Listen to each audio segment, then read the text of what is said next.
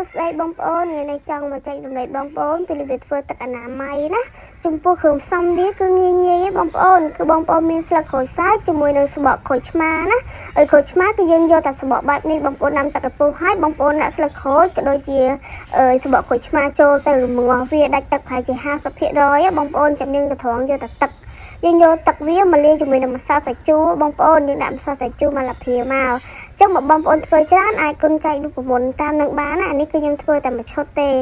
លក្ខណៈថាខ្ញុំធ្វើល្មមតែខ្ញុំប្រើអញ្ចឹងណាបងប្អូនបន្ទាប់មកបងប្អូនកូរចូលគ្នាឲ្យសព្វយើងកូរចូលគ្នាឲ្យម៉ត់ហើយបងប្អូនបន្ថែមជាមួយនឹង